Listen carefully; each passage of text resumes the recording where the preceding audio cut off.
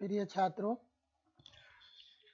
जैसा कि हम लोगों ने इससे पहले के वीडियो में देखा था कि किस प्रकार से समर ने यह निर्णय लिया कि वह अब प्रभा से बातचीत नहीं करेगा। उसने अपने मन में यह धारणा बना ली कि प्रभा घमंडी है। 10वीं कक्षा तक पढ़ा होने के कारण उसे घमंड है। तो उसने निर्णय ले लिया कि अब उससे बातचीत नहीं करनी है और वह बिना बातचीत किए हुए, बिना बोले हुए दरवाज़ा खोला और कमरा से बाहर निकलकर चला गया। छत पर सोया और रात भर उसके मन में तरह तरह के विचार आते रहे और उसी विचार में वह गोता खाता रहा। तो अब आगे देखते हैं, जब सुबह होती है तो क्या होता है। अगले दिन पूरे घर में यह समाचार फैल गया कि समर प्रभा से नहीं बोला।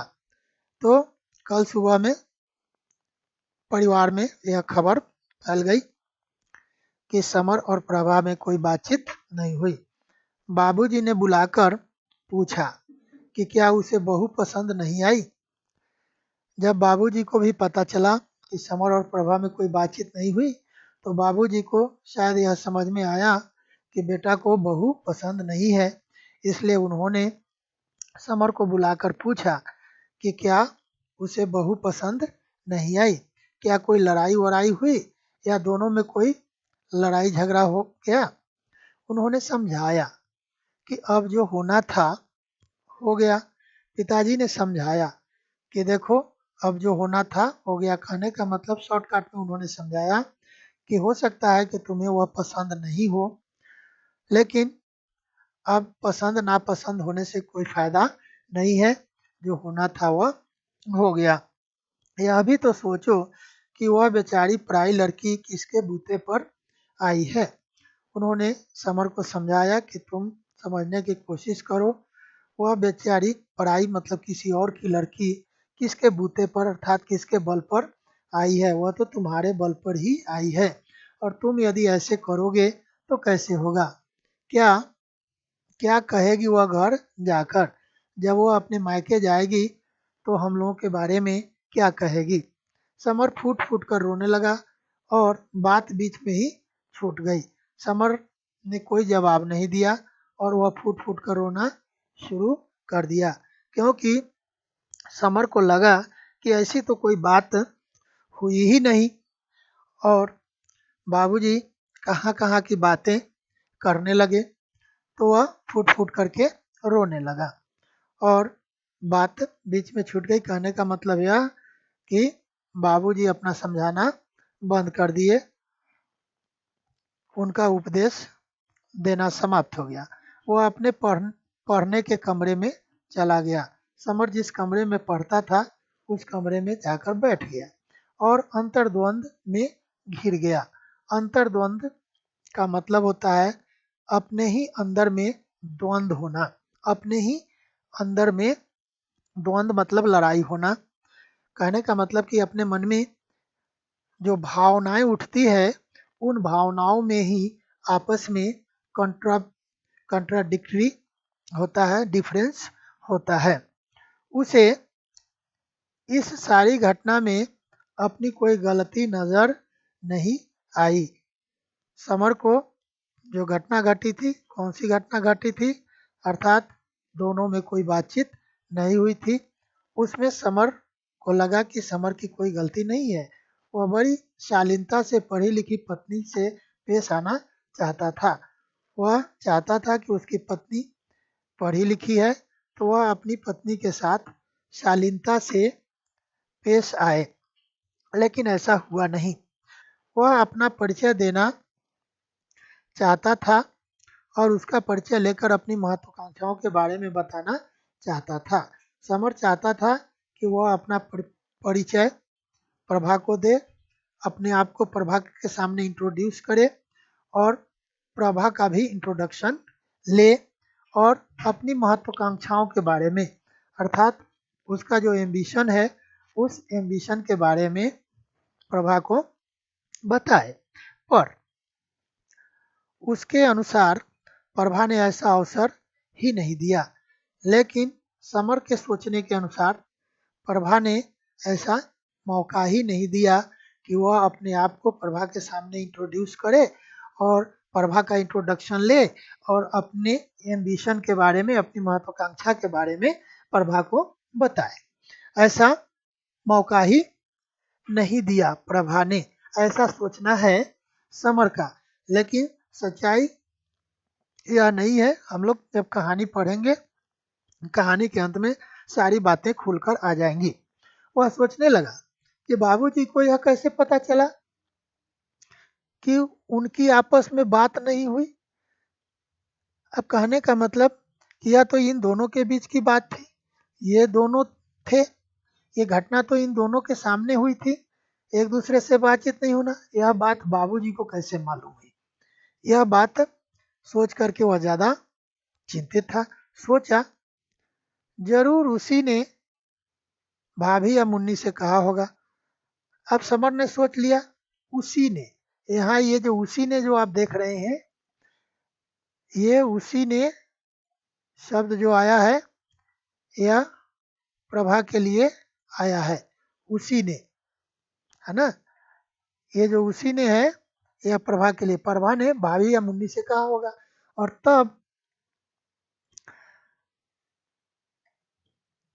तभी सबको मालूम हुआ। कहने का मतलब कि पहले उसने अर्थात प्रभा ने भाभी या मुन्नी से कहा होगा, फिर मुन्नी या भाभी ने माँ से कहा होगा, फिर माँ ने बाबूजी को कहा होगा, तभी तो सबको पता चला। वह सोच ही रहा था कि भाभी आई और उससे उनकी उदासी का कारण पूछने लगी, और वह ये सब सोच ही रहा था। इसी बीच में भाभी आ गई और भाभी व्यंग्यात्मक शैली में, सरकास्टिक वे में समर से पूछना शुरू कर दी कि क्यों लला, उदास क्यों हो। भाभी छोटी बहू से जलती थी।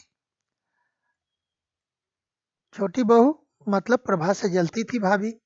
वह उनसे सुंदर थी तथा पढ़ी लिखी थी। अब भाभी जो थी कम सुंदर थी और प्रभा ज्यादा सुंदर थी। तो आप सभी जानते हैं सुंदर और असुंदर दोनों के बीच में स्वाभाविक वैमनस्यता, दुश्मनी, जलन, ईर्ष्या, ये सब नेचुरली हो जाता है। सुंदर और असुंदर के बीच में, पढ़ा लिखा और बिना पढ़ा लिखा के बीच में ये नेचुरल एनिमिटी होती है। तो भाभी ने मौके का फायदा उठाकर समर को भड़काना शुरू कर दिया कि प्रभा को अपनी सुंदरता तथा पढ़ाई लिखाई पर बड़ा घमंड है। अब भाभी को मौका मिल गया।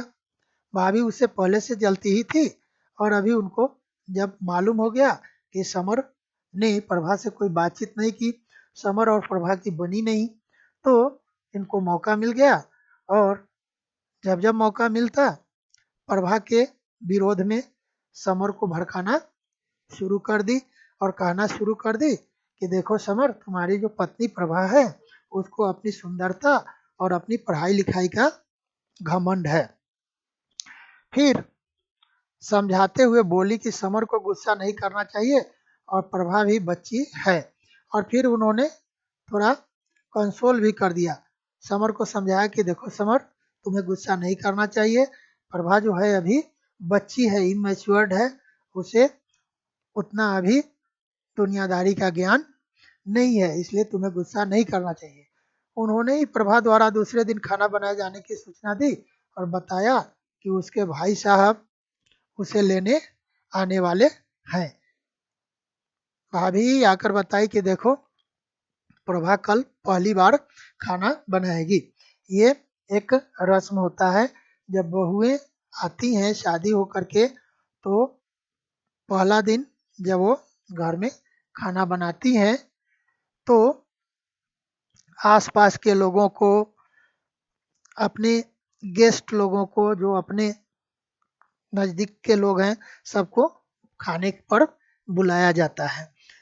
तो यह भी खबर, क्योंकि प्रभा और समर की तो बातचीत बंद हो गई थी, दोनों बात नहीं करते थे, तो भाभी ने ही आकर के यह सूचना दी समर को कि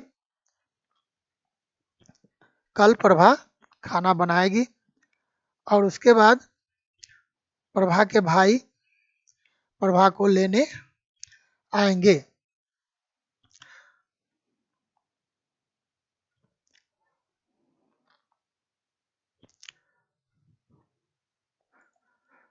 माँ, बाबूजी, मुन्नी तथा भाभी ने काफी समझाया कि 2 दिन बाद उसके भाई लेने आएंगे। समर को प्रभा को माफ कर देना चाहिए, भले ही उसी का कसूर हो। तो देखिए, समर को बाबूजी, माँ, मुन्नी, भाभी सब ने समझाया कि 2 दिन बाद प्रभा के भाई प्रभा को लेने आएंगे और समर को प्रभा को माफ कर देना चाहिए, भले ही प्रभा की ही गलती क्यों न हो, लेकिन प्रभा को माफ कर देना चाहिए, उससे बातचीत करनी चाहिए, वरना सारी बिरादरी में बदनामी होगी। वरना मतलब नहीं तो, वरना मतलब क्या होगा, नहीं तो उन्होंने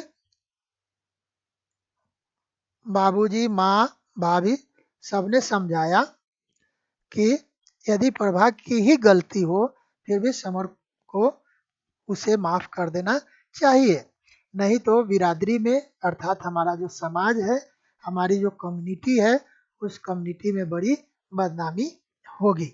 लेकिन समर पर कोई प्रभाव नहीं पड़ा, लेकिन समर पर इसका कोई फर्क नहीं पड़ा।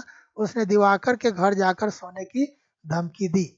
उसने कहा कि तुम लोग इस तरह से बार बार मेरा सिर खाओगे, मुझे परेशान करोगे, तो मैं अपने दोस्त, हालांकि पहले पात्र परिचय में मैंने सब सारे पात्र के बारे में आप लोगों को जानकारी दे दी है, तो उसने बताया कि मैं दिवाकर के घर जाकर सो जाऊंगा। अगले दिन प्रभा दूध का गिलास लेकर आई थी समर के सामने। समर को उम्मीद थी कि वह उससे माफी मांगेगी, पर उसने ऐसा कुछ नहीं किया। दूसरे दिन प्रभा गिलास में दूध लेकर के समर को देने आई थी। उस समय समर ने एक्सपेक्ट किया था कि उस रात जो उसने व्यवहार किया, उस व्यवहार के लिए वह समर से माफी मांगेगी, लेकिन प्रभा ने ऐसा कुछ नहीं किया। समर अपने कमरे से बाहर निकल गया। उसे भर्राए कंठ की झिझकती आवाज सुनाई दी, सुनिए, पर उसने नहीं सुना और 2 निश्चय किए। पहला, अब प्रभा अपनी ओर से बोले या न बोले, पर वह नहीं बोलेगा, न संबंध रखेगा, न कमजोरी दिखाएगा। दूसरा, पहले इतना समझ लेते हैं। तो समर यहाँ वह दूध देने आई, हाथ में दूध थमा दी और कमरे से बाहर कहाँ चला गया, ऊपर ही छूट गया। समर को उम्मीद थी कि वह उससे माफी मांगेगी, पर उसने ऐसा कुछ नहीं किया। समर कमरे से बाहर निकल गया और उसे भर्राए कंठ की झिझकती आवाज सुनाई दी। समर को एक आवाज सुनाई दी भर्राए कंठ से, अर्थात रोने की आवाज, रुलाई मिश्रित आवाज में कुछ सुनाई दिया। क्या? सुनिए। लेकिन समर नहीं सुना और कहाँ चला गया, यहाँ इस लाइन में देखेंगे, इसमें कमरे से बाहर निकल गया और वह कमरा से बाहर निकलकर चला गया और उसने 2 निर्णय लिए और कठोर निर्णय लिए। क्या क्या? पहला निर्णय सुन लीजिए। प्रश्न यहाँ से भी आ सकता है कि समर ने 2 निश्चय किए, वे निश्चय कौन कौन थे? तो यहाँ पर हमें ध्यान दे करके समझने की जरूरत है। पहला, समर ने क्या निश्चय किया, सुन लीजिए। ये कि यदि प्रभा उससे बोले या न बोले, लेकिन समर नहीं बोलेगा। प्रभा समर से बोले या न बोले, लेकिन समर प्रभा से कभी नहीं बोलेगा, कोई बातचीत नहीं करेगा, न संबंध रखेगा, न कमजोरी दिखाएगा। कहने का मतलब कि अपने आप को कभी भी उसके सामने कमजोर नहीं दिखाएगा, मतलब कॉम्प्रोमाइजिंग मूड में नहीं आएगा। और दूसरा निर्णय क्या लिया वो देखिए, खूब ध्यान से पढ़ेगा तथा पुराने कार्यक्रम पर इस तरह लौट आएगा जैसे कुछ भी नहीं हुआ हो। और दूसरा निर्णय लिया कि अब वह खूब मन लगा करके पढ़ेगा और पुराना कार्यक्रम मतलब उसके पहले की जो उसकी रूटीन थी उस रूटीन पर वह लौट करके आ जाएगा और इस तरह से वह पहले तरह के रूटीन में आ जाएगा कि ऐसा महसूस भी नहीं हो कि उसके जीवन में किसी प्रकार का परिवर्तन हुआ है, उसके जीवन में किसी प्रकार का चेंजिंग आया है।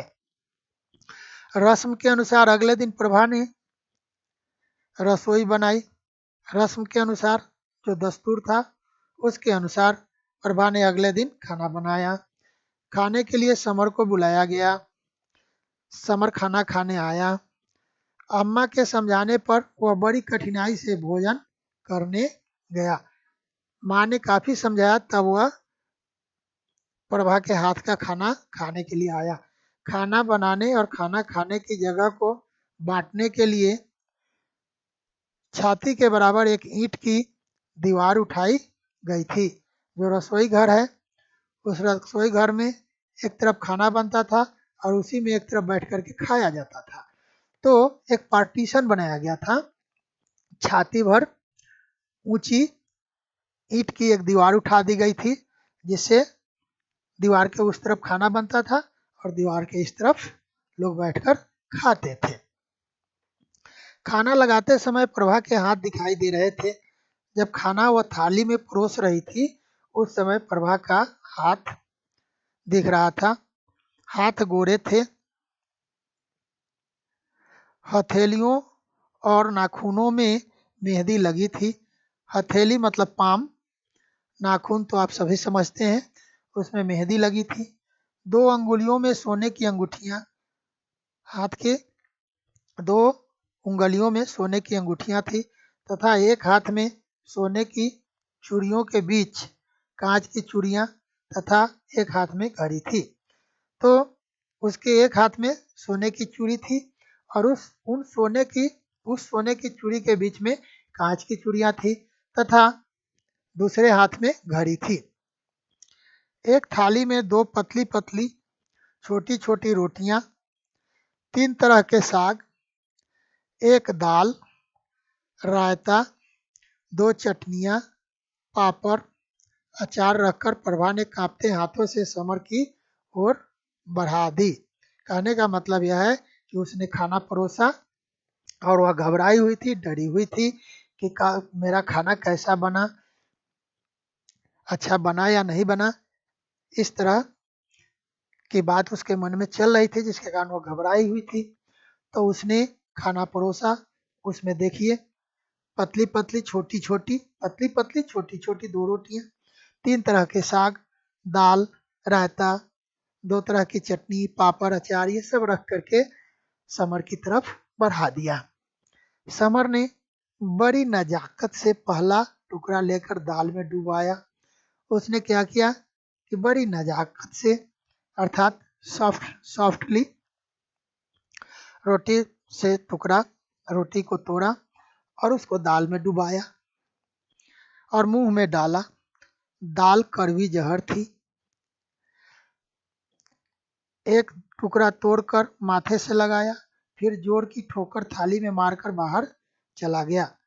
अब कहने का मतलब कि दाल में नमक इतना ज़्यादा था कि वह खाया ही नहीं जा सकता था।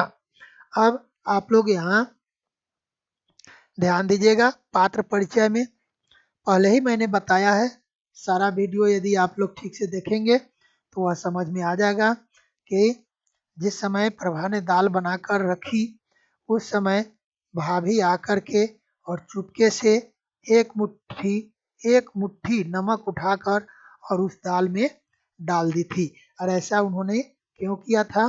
क्योंकि वह प्रभा से जलती थी, और उन्होंने ऐसा इसलिए किया कि जब नमक डाल देंगे तो दाल खराब हो जाएगी, और दाल जब खराब हो जाएगी तो हर आदमी जो प्रभा की प्रशंसा करते हैं वे उसकी प्रशंसा नहीं करेंगे और कहेंगे कि इसको खाना बनाने नहीं आता है। प्रभा रुआंसी सी होकर बोली कि उसने तो दाल में नमक चखा था। अब प्रभा रोने लगी। जब उसको मालूम हुआ कि दाल में इतना नमक है तो उसने कहा कि दाल तो मैंने चख लिया था और दाल ठीक थी, नमक भी ठीक ही था, लेकिन ये हुआ कैसे? लेकिन अब उसने तो किसी को देखा नहीं था, और वह किसी पर अभी नई नई आई हुई है, किसी पर शक भी करे तो कैसे, किसी का नाम ले तो कैसे? खूब बावेला मचा, मतलब खूब शोर मचा। बहू को खाना बनाना नहीं आता। हर आदमी यही कहता, बहू को खाना बनाना नहीं आता।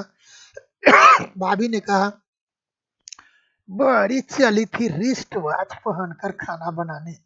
भाभी तो जलती ही थी, और आप लोगों को मैंने पहले ही बता दिया, भाभी ने दाल में एक मुट्ठी नमक डाल दिया था अतिरिक्त एक्स्ट्रा, और इनको फिर चांस मिल गया। कहा कि बड़ी चली थी रिस्ट वॉच पहनकर खाना बनाने। अर्थात प्रभा जो घड़ी लगाती थी हाथ में, उससे भी भाभी को जलन था। या तो फैशन ही कर लो या काम ही कर लो। हाथ में घड़ी लगाना उनको फैशन करना लगता था, इसलिए वो जलती थी। तो उन्होंने कहा कि या तो फैशन कर लो या काम कर लो। अरे पहली बार तो ठीक से बनाकर खिला देती, पहली बार बनाकर खिलाना था, ये तो कम से कम ठीक से बनाकर खिला देती। दूसरे दिन उसके भाई आए और वह उनके साथ घर चली गई।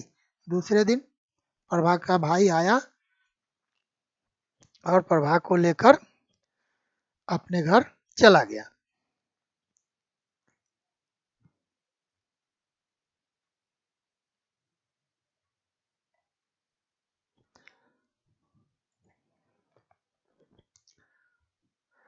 एक दिन दो स्वयंसेवक समर को शाखा जाने के लिए बुलाने आए थे। जैसा कि पहले ही मैंने बताया था, राष्ट्रीय स्वयंसेवक संघ के दो व्यक्ति आए और समर को बुलाकर शाखा ले गए। उसने बहाना बनाकर उन्हें वापस भेज दिया क्योंकि उसका मन नहीं था। दोनों समर को बुलाने आए थे, मैंने कह दिया कि बुला कर ले गए, लेकिन ऐसा नहीं हुआ। समर गया नहीं, समर ने बहाना बना दिया क्योंकि उसका मूड ठीक नहीं था, तो उसने बहाना बना करके उन लोगों को भेज दिया। समर को लगा प्रभा तूफान की तरह आई और लहर की तरह चली गई। अब समर को लगा कि प्रभा तूफान की तरह उसकी जिंदगी में आई और लहर की तरह उसकी जिंदगी से चली गई। एक दिन अम्मा ने किसी से उसकी दूसरी शादी की बात की। अब अम्मा को समझ में आ गया कि शायद समर को उसकी बहू पसंद नहीं है, इसलिए ही वह ऐसा करता है। इसलिए अम्मा ने किसी से समर की दूसरी शादी करने की बात की, तो उसने अम्मा को डांट दिया। वह पढ़ना चाहता था, कहने का मतलब डांट दिया और शादी से इनकार भी कर गया। क्यों? क्योंकि वह आगे की पढ़ाई करना चाहता था। एक तो शादी हो ही गई है, फिलहाल पत्नी मायके चली गई, तो कम से कम तो उसे शांति है।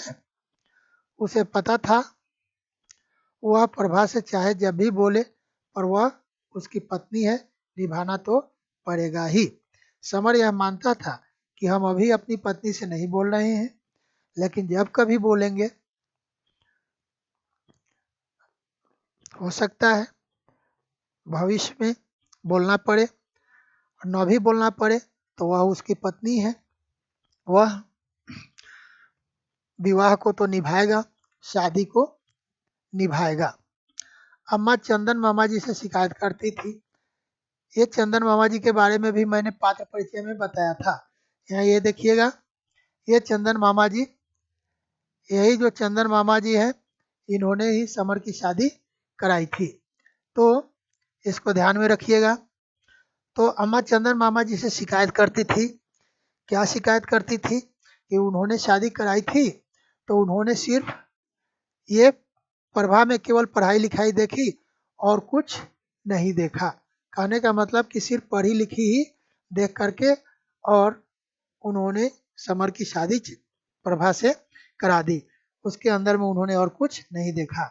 अम्मा की ये भी एक शिकायत थी क्या कि पर्याप्त दहेज नहीं मिला।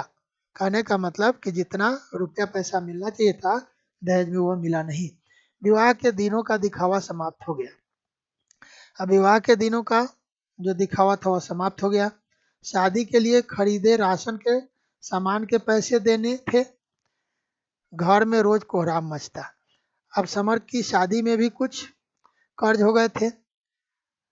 शादी के समय जो भोज वगैरह करने के लिए ड्राई राशन वगैरह खरीदे गए थे उसके पैसे उधार थे, वो सब देना था। अब ये सब मांगने आते थे। पैसा नहीं होने के कारण घर में हमेशा कोहराम मतलब उपद्रव झगड़ा झंझट चलता रहता था। बाबूजी अम्मा तथा भाई साहब से बिना किसी कारण के कहते रहते, अब आगे कैसे होगा। बाबूजी हमेशा माँ से तथा भाई साहब मतलब धीरज से, धीरज जो समर से बड़ा भाई है उससे कहते रहते कि अब आगे कैसे होगा, कैसे घर परिवार चलेगा। इस पर भी सोचा, तुम लोगों ने कभी सोचा है कि आगे घर परिवार कैसे चलेगा। वह परिवार के खर्चों के बारे में सोचते थे कि परिवार का घर कैसे चलेगा। उन्हें 25 रुपए पेंशन मिलती थी। ये भी ऑब्जेक्टिव क्वेश्चन बन जाएगा। बाबूजी को पेंशन में कितने रुपए मिलते थे? 20, 25, 30, 35। इसमें से एक आंसर ढूंढना होगा आपको। महंगाई भत्ता सब मिलाकर 99 धीरज को मिलते थे। अब यहाँ धीरज की सैलरी के बारे में भी क्वेश्चन बन जाएगा। धीरज को कुल तनख्वाह कितनी मिलती थी? यहाँ 99 है, 99, 89, 79, 69, 59 व्हाट एवर, इसमें से सही उत्तर चुनना है। अमर को मैट्रिक की परीक्षा देनी है। अमर को मैट्रिक की परीक्षा देनी थी। सबसे छोटा बेटा कुंवर 6ठी में पढ़ रहा था, 6 में पढ़ रहा था, उसकी पढ़ाई का भी खर्च करना है। और मुन्नी थी ही, और मुन्नी भी शादी करने के बाद यहीं माँ बाप के घर में रहती थी। समर को इंटर की परीक्षा देनी थी और समर को भी इंटर की परीक्षा अर्थात 12 की परीक्षा देनी थी। तो कुल मिलाकर के घर में इतने सारे खर्च हैं। अभी समर पढ़ ही रहा है, कुंवर पढ़ रहा है, अमर पढ़ रहा है, मुन्नी का खर्च है, ये सारे खर्च। और धीरज को मिलता है सिर्फ 99 रुपए। बाबूजी को पेंशन मिलती है 25 रुपए। इससे परिवार कैसे चलेगा। कुल मिलाकर बाबूजी यह कहना चाहते हैं कि समर ने 12 तक की पढ़ाई कर ली, अब उसे भी किसी न किसी काम में लगना चाहिए। तो छात्रों, इस वीडियो में फिलहाल इतना ही। अब इसके आगे की बात अगले वीडियो में। फिलहाल इतना ही। धन्यवाद।